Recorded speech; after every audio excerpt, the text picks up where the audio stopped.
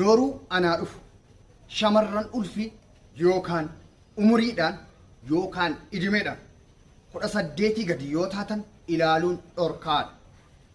Viidiyoo tokko hanga dhumaatti daawwadhaa. Ashamaa harka fuudhee hordoftoota Fu'aad Show jalatti argamtan. Harka fuudhee warri muslimaa assalaamu alaikum wa rahmatullahi wa barakaatuh.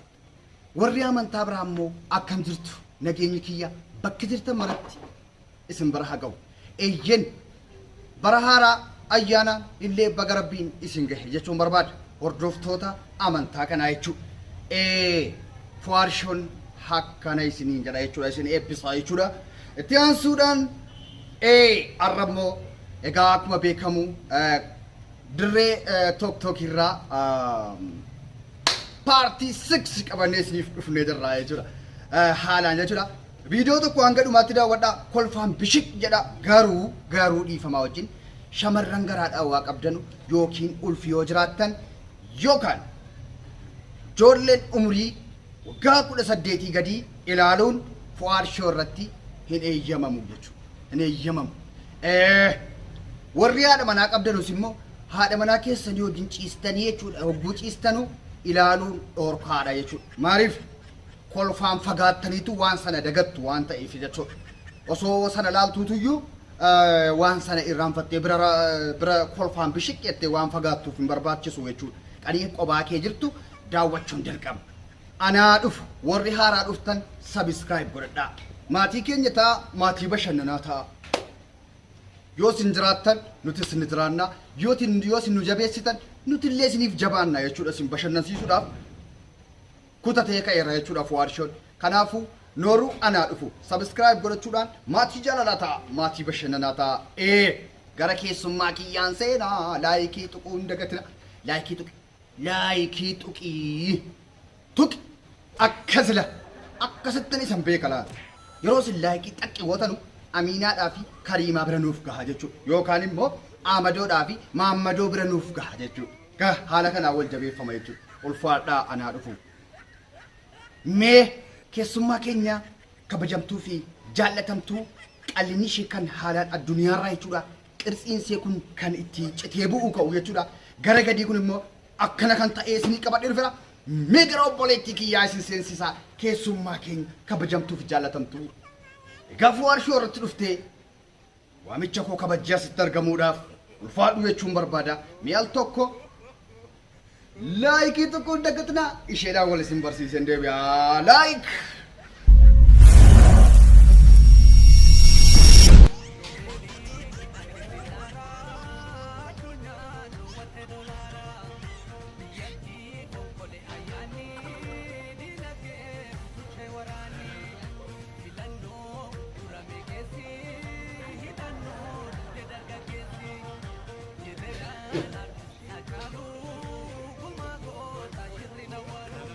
Nobeli fudhattee galteechee achumaan dooraala dhabee jettanii bobbab.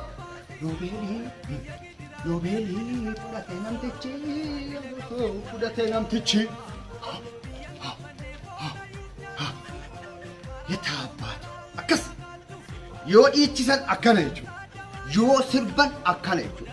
Anaa dhufu giiftii koo akkam bareedde isaayyuu akkana haala kanaanii akkamii qirtsiin agarsiifamaa miti. Sirbi kun sirba shimalaan sirbamu jechuudha. Egaa genneen kun immoo qirtsii isaanii nu agarsiisaa akka jiranudha kan nuti irraa hubanne jechuudha. Daawwattoota keenya akkasii miti jira. Akka tokko fa'i mudhii soonsaa fakkaatu kan jechuudha. Noobeelii. Ati warra uffata beeskisan sana moo maal jedhamu jarri uffata beeskisan sun? Warri qirtsiin jechuudha. Uffata uffatanii beeskisan sana jechuudha. Isheen uffata beeskisaa jirti malee waa'ee Noobeelii biran jirtu jechuudha. Waa'ee Noobeelii biran jirtu. Maal giiftii koo akkamiin mudhiin kee akkam bareeda? Mee mudhii kee daraa akkam bareeda dhuguma. Inni maal kun akkam qalbii nama fuudhan jedhe maddee.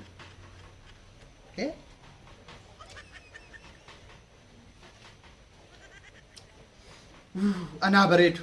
Anaa bareedu. Dammaqoo. Ma akkam qallata mudhiin kee kun akkam qallata? Isiin akka jedhan kun maahi? Mudhii kiyya kanarraa jaalalli isin qabuudhaayi? Anaayyuu qabe.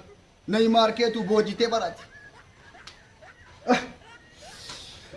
Yaa waaqessuma kootu yeessuma kiyya dhaqee saniin aara galfadhan jedhe malee. An bakka hin deemee aara galfadhu nabe.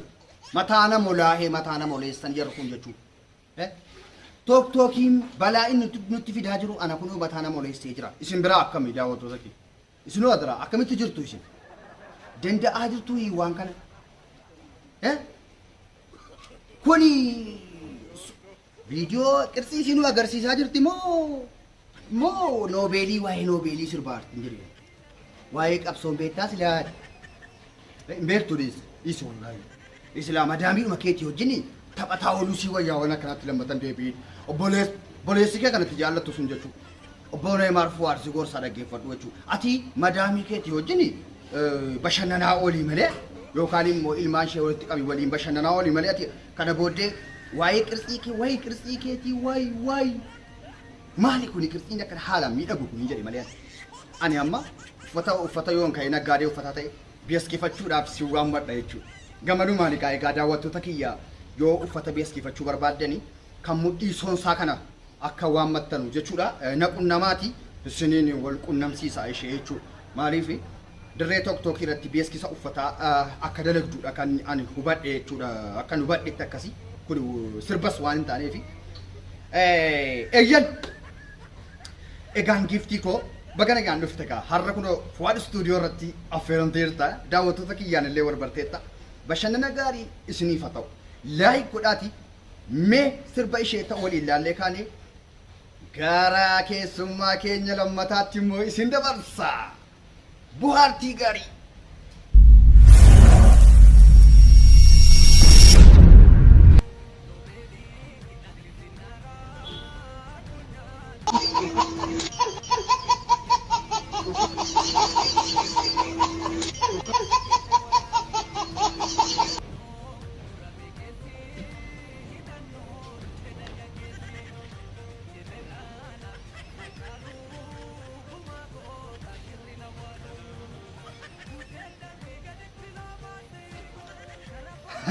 Akkam bashannantanii miti ilaaltanii sirba haalaan miidhaguudha. Baay'ee sirbaan tokkoffaa akka addunyaatti illee kana beeskisa uffataa seensisuun dirqama jechuudha. Huccuu beeskisuu jechuudha. Uffata jechuun akka nuti waliin waan nuti ijoolleen biyya biraalee dhiqoo yoo ilaaltan huccuu jechuudha. Uffata jechuun uffannaa jechuudha. Eeyyeen keessummaan kiyya bagana gaan dhuftee nagaa keetiin mana keetti galiitii madaamii wajjin taphataa bulii amma booddee wanta akkanaa sirraan eegamu jechuudha. Keessummaa kiyya lammataan immoo kunooti. Na folchaa malee keessummaan kiyya lammataa kuni keessummaa haalaan jechuudha nama haaraa jechuudha. Reefuu gara tokkookii dhufanii jechuudha. Gara dirree tokkookiitti reefuu dhufu natti fakkaata waan kana addisiidha reef deemti jechuun jadiid. Reefuudha jechuudha kan ishiin gara Beeruut kana imalte jechuudha. Ammallee waan kana tireeningii hin goone jechuudha. Haala ittiin sirbanuu fi haala ittiin tokkookii irratti agarsiisanuu hin beektu waan taateef mee ishiidhaan immoo isin wal barsiiseen deebi'aa bashannana gaarii. Gurraachi deemu qaayilii naaman dhiiramuu gara gadi dhiirama faana. Inin harka bira kaatanii moloo na moloosa.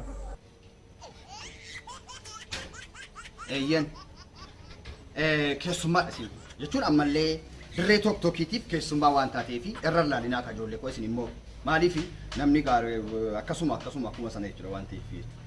Kanaafu kan si immoo beellaa laal tokko waliin.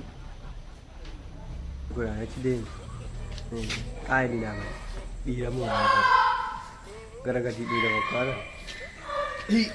Yeellaa jirti waan ta'eef irra laalinaa akka ijoollee koo maaliif beektuu isin yeroo tokko namaafis illee hubadhaa isin. Homaa rakkoon qabu namaa hubachuu uuma jirudha waan ta'eef waliif hubanna jechuudha. Kanaafu lammata suuraa ka'aa jirta moo tokkookii gadhiisaa jirta hin beekoo? Maalin akkanaa kun addisiidha hin sodaatin kana booddee. Abshir akkuma feeteetti bashannani. Maa akkanatti hin deemini maa tutuudha moo muka moo kana akkanatti deemu. Kanaafu bashannani jechuudha. bashannana noobeelii jettu akka ishee ammaatti maal rakkoo maalii qaba dirreen kun dirree salphinaatii bar nu sodaatiin kana booddee ejjeni gaa bashannantoota kii har'a warreen kun namaa siniif qabadhee dhufeen jiranidha keessummaa kiyya jara kana lamaanii paartii 6 jechuudha paartii jahaffaadha jechuudha dirree tokko irraa kan nuti yaadda siniif qabannee dhufne waan taaneef isheen kunis baay'ee na ajaa'ibde jechuudha maaliif namni tokko irratti haaraan jechuudha socho'uu hin beeku zimmeedee fa'i ija keessa laala jechuudha akkanatti zimmeedee fa'i ija keessa laala jechuudha ani otoo mucayyoo kana arge jechuudha osoo isheen ammallee amala hin badin jechuudha osoo isheen amala hin badin maal akkanitti godhu beektu akka isiin agarsiisa maali akkanitti godhu jechuudha ilaala lammata asirra baatee jechuudha lammata asirra baatee gogdee akkanatti deemta taanaan waan asi godhu laala asirratti ilaalaa deebiyaa waan itti godhu.